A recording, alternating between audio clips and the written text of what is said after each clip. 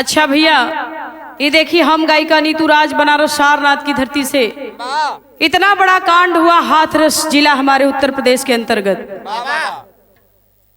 इस कांड का, इस हाथरस कांड का असली गुनहगार आखिर है कौन? बिरहा का शीर्षक वे कवि जी रखलन की हाथरस कांड का असली गुनहगार कौन। शर्मसार कर दिया जिस कांड ने हिंदुस्तान ही नहीं बल्कि पूरे विश्व को। 4 लाइन कवि जी भूमिका के अंदर भाव लिखते हैं, कहना है क्या?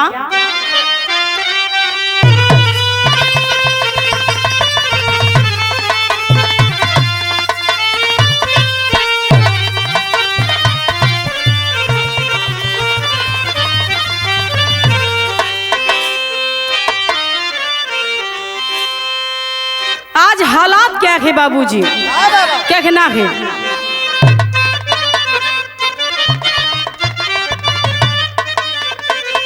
शासन भी अंधा, प्रशासन भी अंधा, दुशासन नंगा करे रोज नारी। मीडिया तो इंडिया को ले ही डूबेगा, जहर बो रहा है गला फारी फारी। मजदूर बुनकर श्रमिक रो रहा है, कृषक रो रहा, रो रही खेती बारी।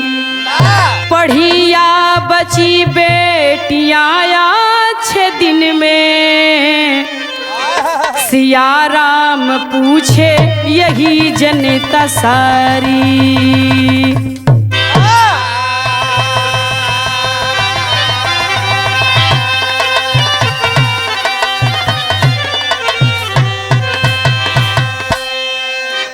शासन प्रशासन अंधा हो चुका है हमारे भारत का, और मीडिया वालों का तो कुछ पूछना ही नहीं है बाबूजी।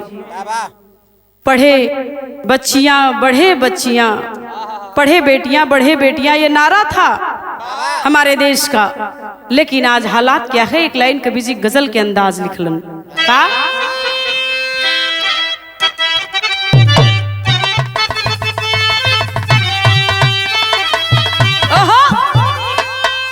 बस एक और दुनिया है इसी संसार के नीचे। क्या बात है? ओहो,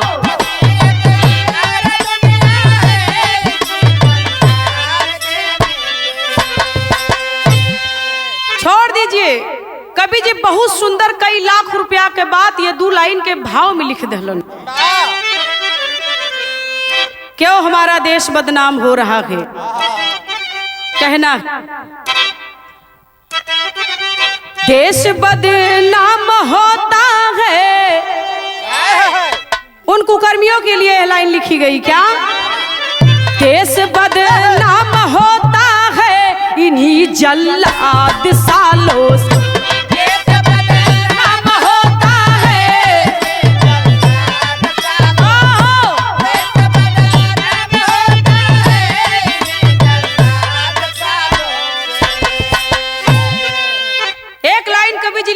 कुकर्मियन खातिन और जल्लादन खातिन जौन देश के बदनाम करत हुवन, बहन बेटियों की इज्जत को तार तार करने का काम कर रहे हैं। कहना है क्या?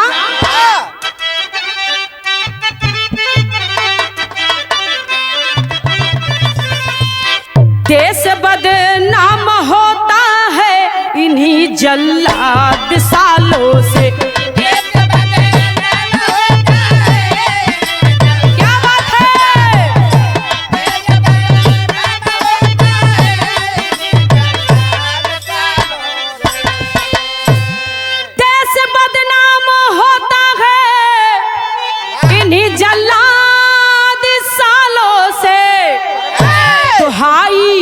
दुहाई दे रही जनता बिना औलाद वालों से। क्या बात है?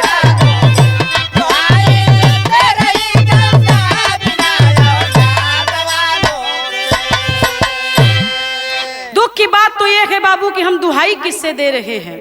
यही से हमारे बिरहा की कहानी शुरू हो गई। आवा मास्टर।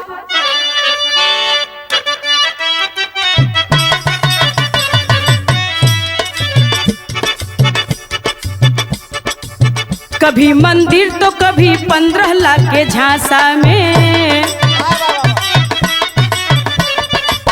कभी नौकरी तो कभी अच्छे दिन के आशा में, कहीं सरकार बेटी पढ़ाना बचाना है,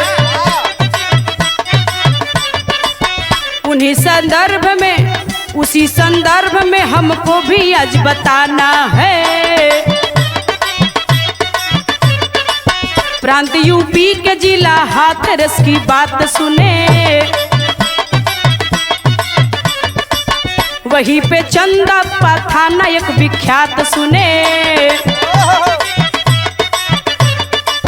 गांव बुलगड़ी की करुणामयी कहानी है,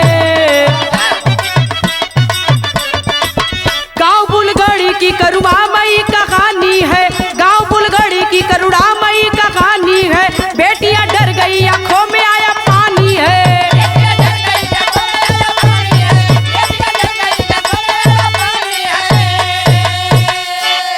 इस घटना से हिंदुस्तान की बेटियां डर गई हैं बाबू घर से बाहर निकलने में। आए हाय बाबू, इतना दर्दनाक कांड हाथरस जिला का उत्तर प्रदेश को जिसने शर्मसार कर दिया।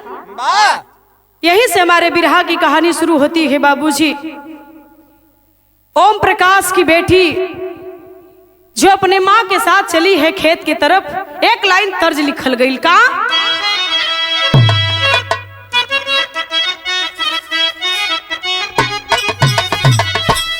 बड़ी मिजाज वाली तर्ज है महाराज। कौनो मेहरारू कहत बे हो गीत खूबे तो हल्का मचौले सावा। गुरही जले बिया बिकाए पिया मेलवा में, क्या बात है।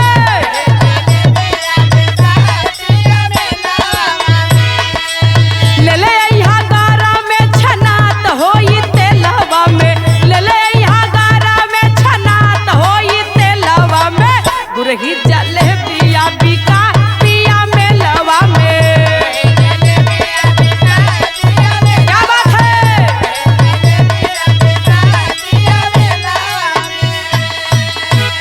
लेकिन बिरहा के लाइन में हमारे कवि जी ने लिखा, क्या लिखे बाबू, हाय हाय हाय हाय। चारा काटे गईली साथे साथ माई बिटिया के,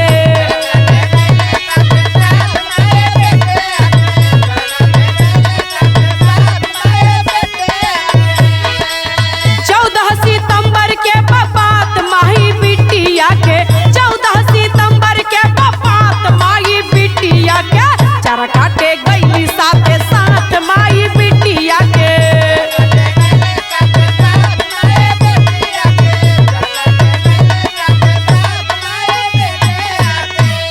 माई बिटिया संघवे चलल है बाबू खेत की ओर चारा काटे बदे, तब भइल का चारा काटत काटत माई आगे बढ़ी गईली।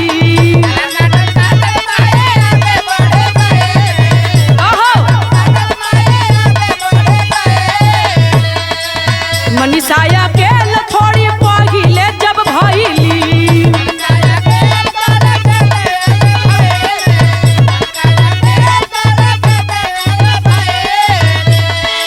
इतने में घाती कैला घात आज बिटिया से, इतने में घाती कैला आज घात बिटिया के।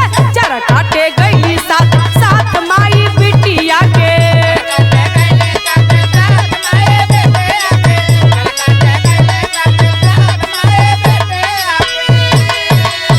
माई बिटिया संग हमें निकल ही बाबू, लेकिन माई कुछ दूर पे निकल गई बे। तब तक वो बेटी मनीषा के साथ भइल का कहना है। रामू रवि लोक साथ आयल बा संदीप हो, क्या बात है। चारों अत्याचारिया पहुंचल समीप हो,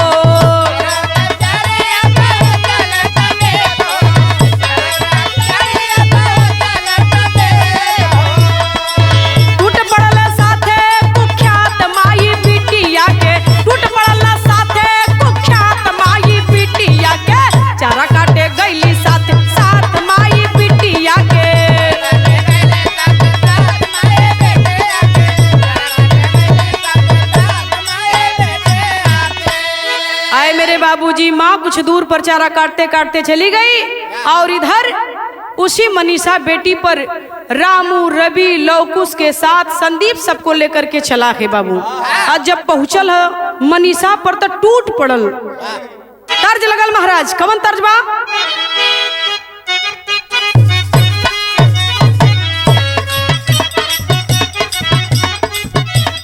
दोनों मेहरारू हीरा भैया ना चाहत बा कि ओकर दुल्हा के छोड़ के जाए, तो कहत बेका कहलस, रोई मरबये राजा, रोई मरबये राजा, जई बजो पूर्व के देशवा।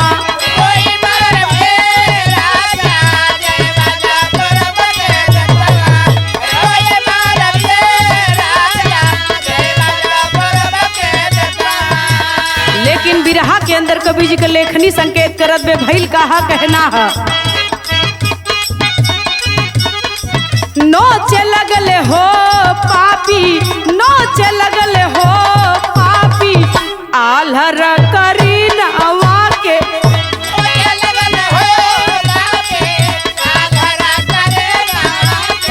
नोचे लगले हो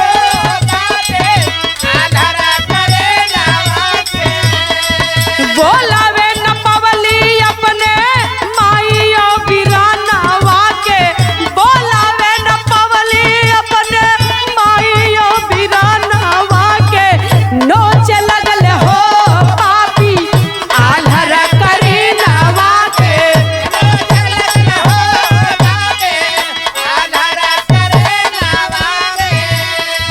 रो रही है वह मनीषा, लेकिन उसकी रोने की आवाज उन दरिंद पापियों को सुनाई नहीं दे रही है और उन दरिंदों ने नोचना शुरू कर दिया उस बेटी को।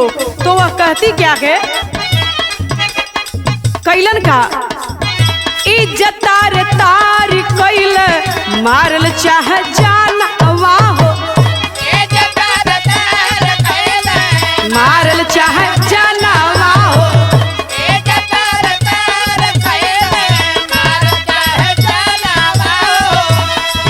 गाला घोट लगल राशि, गाला घोट लगल राशि, खींच के साया तानावा हो,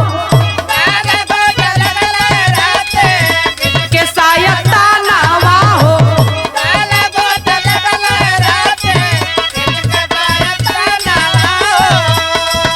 जीभ कटल तोड़ दिहल मारी के गारदाना वहाँ के, जीभ कटल तोड़ दिहल मारी के गारदाना वहाँ के, नोचे लगले हो पापी, आल्हर करी नवा के।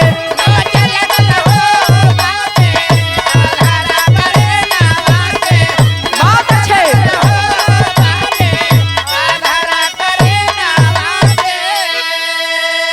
ए बाबूजी, उस मनीषा की इज्जत को इन चारों दरिंदों ने मिल करके तार तार कर दिया। रो रही है लेकिन उन दरिंदों ने एक नहीं सुना, दुहाई दे रही है, गिड़गिड़ा रही है, लेकिन उन दरिंदों ने इज्जत तो तार तार किया ही, इतने पे उन्होंने जीव ना भरल। ए बाबू, मारते मारते उसकी गर्दन को तोड़ दिए, इतना ही नहीं उसकी रीढ़ की हड्डियां तक तोड़ दिए और जुबान को काट लेते। आए हाय बाबू, और जब देख लिए कि अब यह जिंदा नहीं है, अब इसकी सांसें टूट चुकी है, यह मर चुकी है, तब वह पर पापी दरिंदा वहां से उसे छोड़ करके भाग जाते हैं। और जब भाग गिलन, माँ अपने बेटी को ढूंढते ढूंढते पहुंची है। कहना है, का कहना है मास्टर, माई बाऊ रहिया रहिया सगरो नीरे ख लगली, सगरो नीरे ख लगली, बरसे नया नवा से आस जी,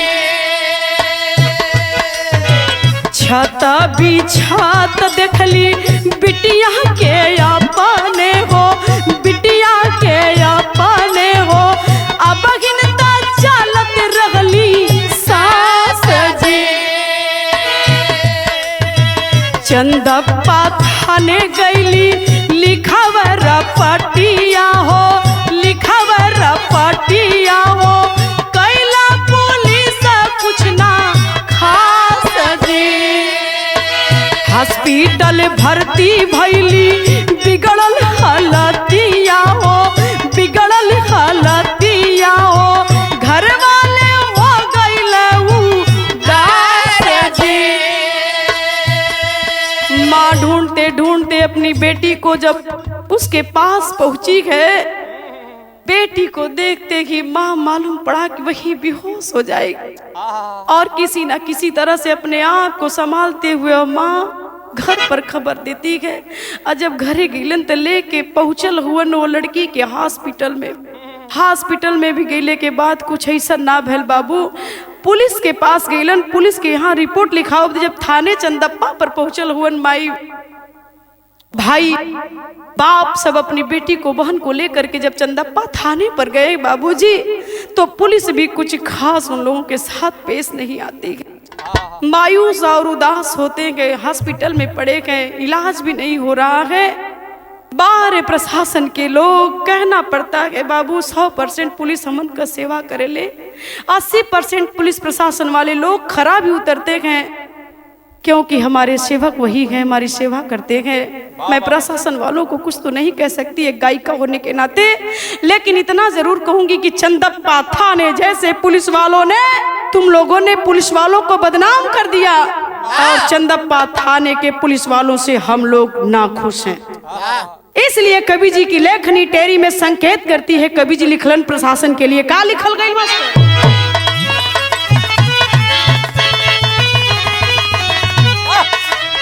अरे परेशानी से उबार ले पुलिस, अरे परेशानी से उबार ले पुलिस, बेशर्मा डूब मरो कहीं चुल्लू भर पानी में।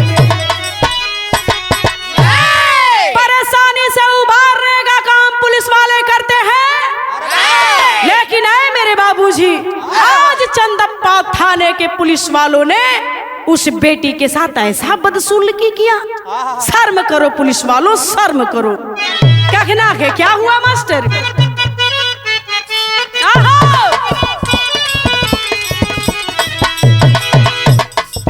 अरे 8 दिन के बाद पुलिस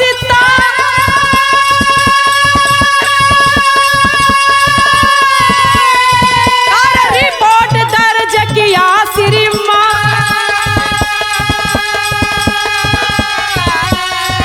अरे अनुदान भी दिया है शासन, अरे विकट परिस्थिति को पहचान। अरे रेफर किए है दिल्ली खातिर,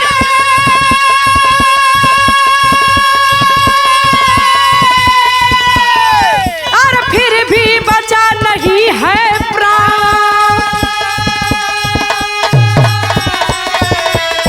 और जान गवाई है जब बाला तब पहुंचा है सबका ध्यान।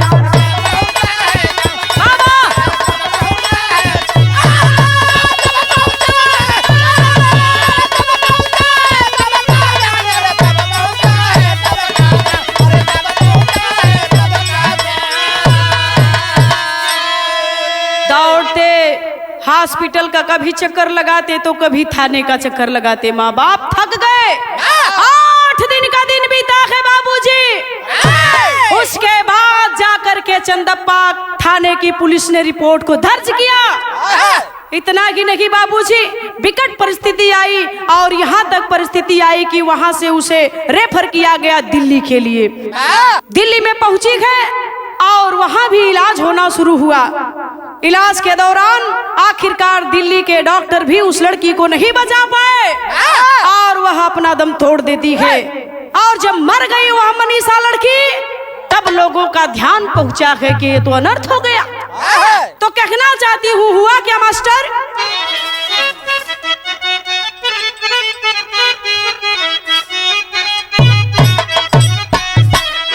मांगे माई लसिया,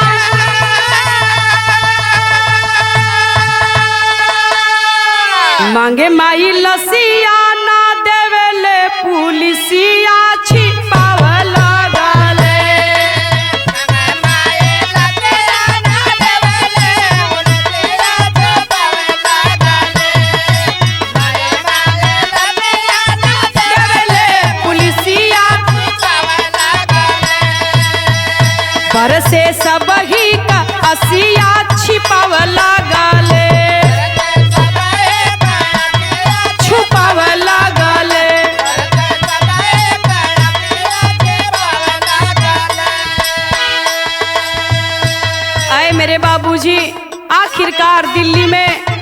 जब वह लड़की दम तोड़ देती है मनीषा तो लाश मांगती है माँ। बाप लाश मांगता है लेकिन लाश भी देने से इनकार कर देते हैं। करते क्या है मास्टर?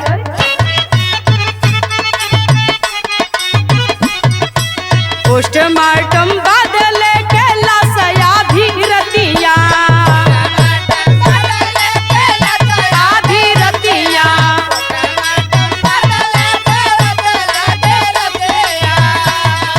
पेट्रोल छिरी की गारा लगला अंतिम गतिया, लगला अंतिम गतिया।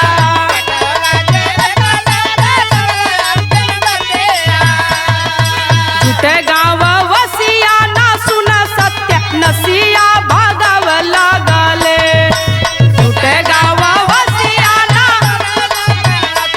भागव लागले।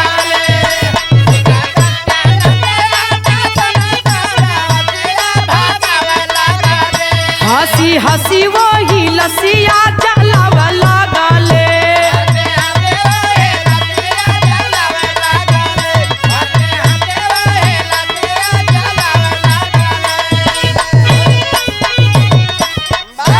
बड़े शर्म की बात है बाबूजी, बड़े दुख की बात है। ऐसा अंग्रेजों के जमाने में होता था जब ब्रिटिश गवर्नमेंट का शासन था तो अंग्रेज पापी हमारे पर अत्याचार करते थे, मर जाने के बाद लाश भी नहीं देते। लेकिन अब हम किस मुख से कहेंगे कि भारत आजाद? किस मुख से कह सकते हैं हम आप लोगों के बीच में, दुनिया के बीच में कि हम आजाद हैं? इतनी दरिंदगी, लाश भी उस परिवार वालों को पीड़िता की नहीं दी गई। आए हाय हाय बाबूजी, घर से कुछ दूर पर उसी गांव में बगल में उस मनीषा की लाश को प्रशासन के लोग पेट्रोल छिड़क करके जला दिए। 2 बार मरी है वह मनीषा बाबूजी, मैं बता देना चाहती हूँ दुनिया के लोग। हम मरेंगे, आप मरेंगे, कोई एक बार मरता है, लेकिन आज उस पीड़िता मनीषा तो 2 बार मरी है। 2 बार उसके साथ अत्याचार हुआ।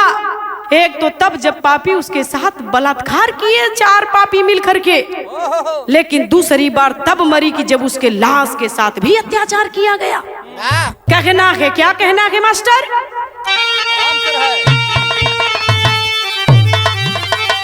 अरे सोशल मीडिया से भइल अरे खबरिया पूरे भारत में अब मिले खातिर बिल खायक मतरिया पूरे भारत में।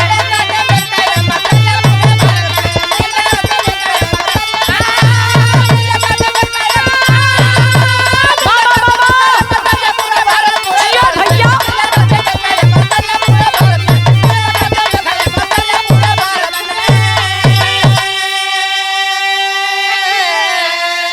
अरे मीडिया को भी रोक दिए सब, कहे पास नहीं जाना हो।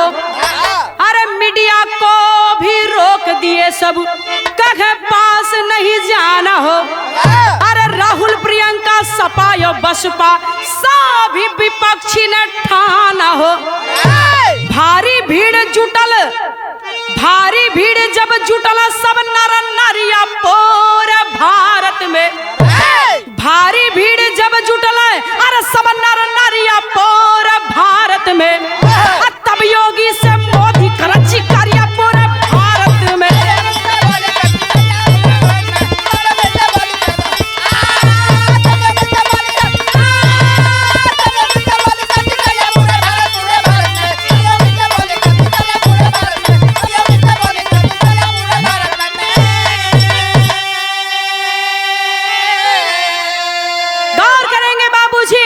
जब सोशल मीडिया से यह खबर पूरे हिंदुस्तान में फैल जाती है आग की तरह, तब माननीय देश के प्रधानमंत्री जी उत्तर प्रदेश के मुख्यमंत्री आदित्यनाथ योगी जी से फोन द्वारा समाचार पूछते हैं कि ये कैसी खबर पूरे हिंदुस्तान में फैली हुई, आखिर बात क्या है?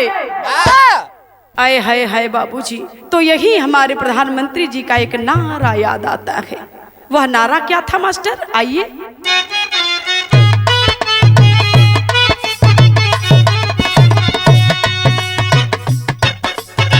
पढ़ाई पे बेटिया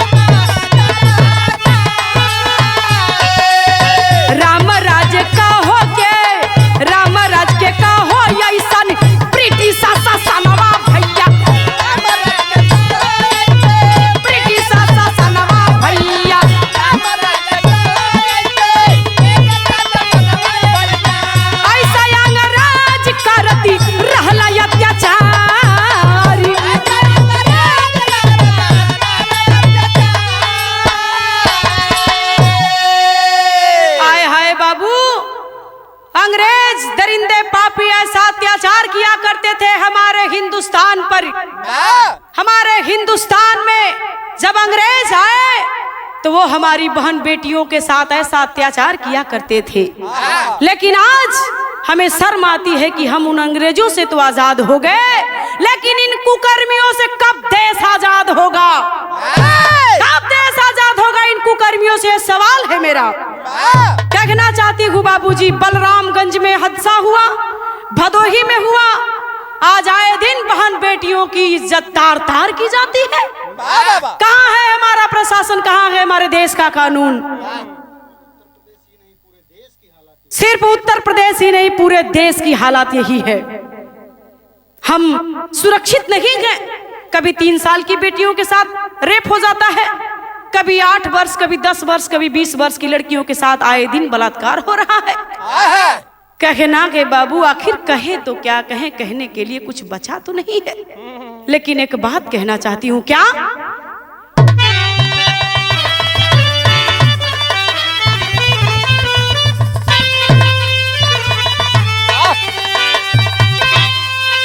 शासन पर शासन के तबले कोसी हम भारतवासिया, जब लज्जा रह गुनाह गरवाना झूली है फांसिया।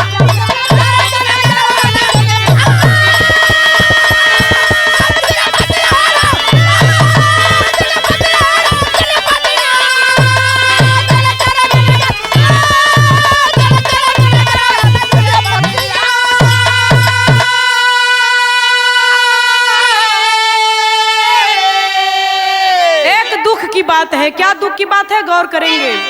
अरे सांसद विधायक राष्ट्रपति वही समाज के, अरे 113 हुआ पर उठा वाला नया आवाज के, आखिर तब ले ऐसा बेटियन का गिनाई लसिया, आखिर कब ले ऐसा बेटियन के अरे गिनाई लसिया, जब ले 4 गुना गरवाना झूली है फांसिया।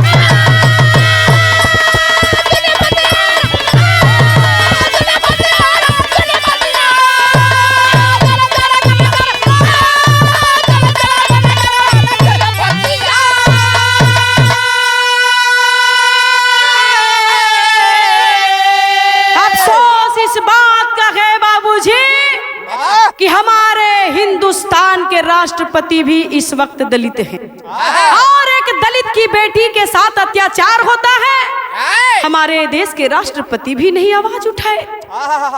राष्ट्रपति समेत 113 लोग हमारे दलित समाज के प्रतिनिधि हैं, सांसद विधायक हैं, लेकिन कब आवाज उठाएंगे? लोग इंतजार कर रहे हैं। कहना है क्या? अरे एडवोकेट सीमा से ही आस सबके बाय हो, निर्भया के जैसन बहिनी दिलाए ध्यान न्याय हो, तुम्हारा साथ रही जनता तब तक चली हो ससिया, चारों गुना करवा, तुम्हारा साथ रही जनता जब तक चली हो ससिया, जब ल 4 गुना गरवाना झूलिया फांसिया।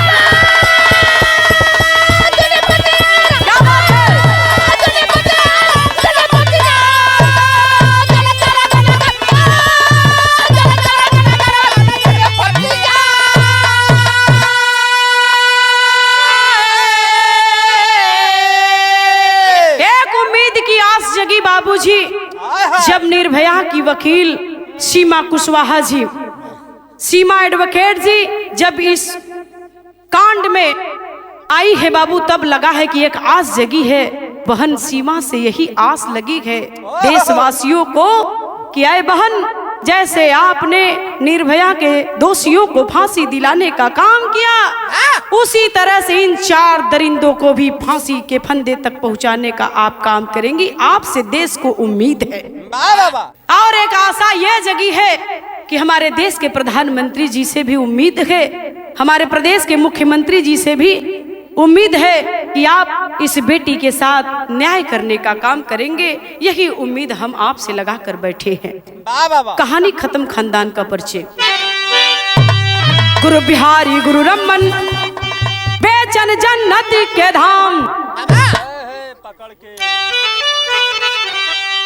गुरु बिहारी गुरु रमन बेचन जन्नत के धाम। श्यामा सीता राम भरत जी विश्वनाथ के पैगाम।